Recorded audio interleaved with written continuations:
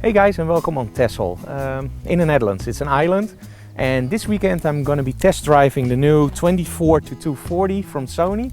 It's an E-mount and I've mounted it on the A7R. And let's be honest, 24-240, that's 10 times zoom. Now I've tested a lot of these lenses and normally I'm not that satisfied. So let's see during this weekend if we like this lens. Because if it works, it's an awesome range, of course, because you never have to change lenses. And with wind like this, you don't want to change lenses. So let's go to the dunes and let's have some fun with the Sony 24-240.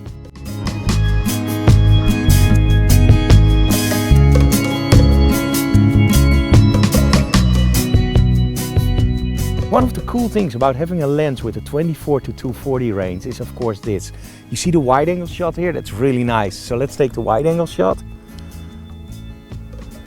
There we go.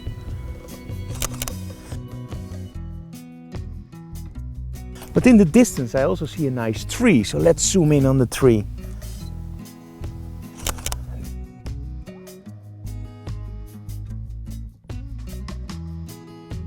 There we go.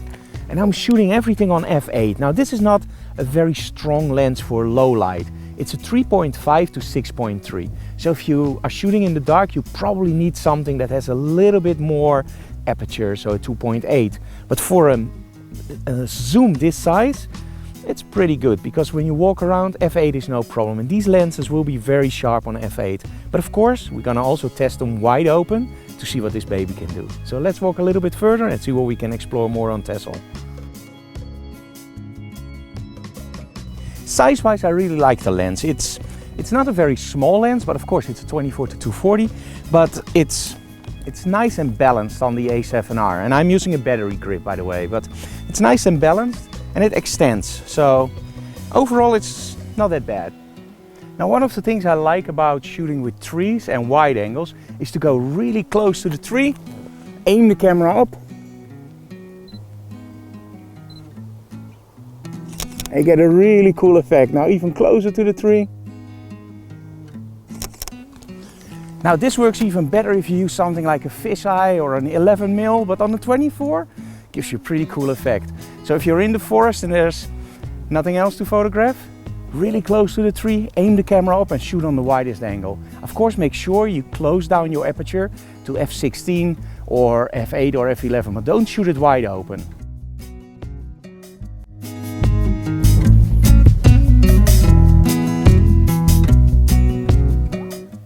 And one of the things you can do with roads that's pretty cool is you start off with your wide angle.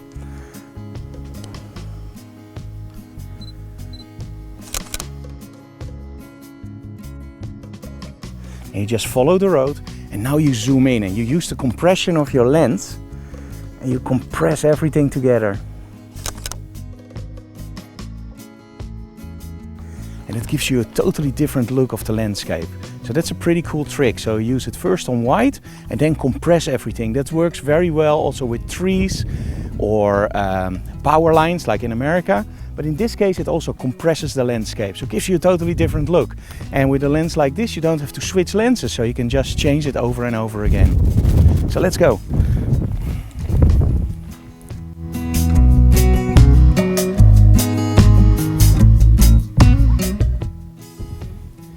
Now, when you're walking around, sometimes you see something that's wider than your lens can capture, right? Now, the A7R and also the other Sonys have a really cool feature called sweeping panorama. You can set it on your camera. It does shoot JPEGs, but it gives you a really great effect. So if I want to photograph the whole wide area, what I will just do is put it on panoramic sweep, just start over there and just go.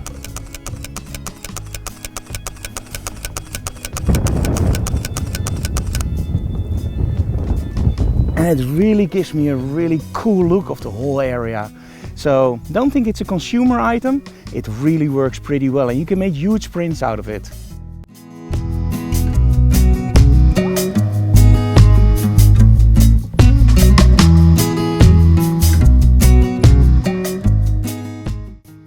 Now, one of the other things that I love to do is make a really low angle shot, and you gotta love Sony for this. Their flip-up screen. So what I will do is I will go really low on the floor. I'm on f16, focus in the distance and just make the shot. And if you do this on a wide angle, you get an amazing image. It's like you're really leaning towards the road. So this works really cool in nature, but also on the highway. But be sure, there is traffic on the highway.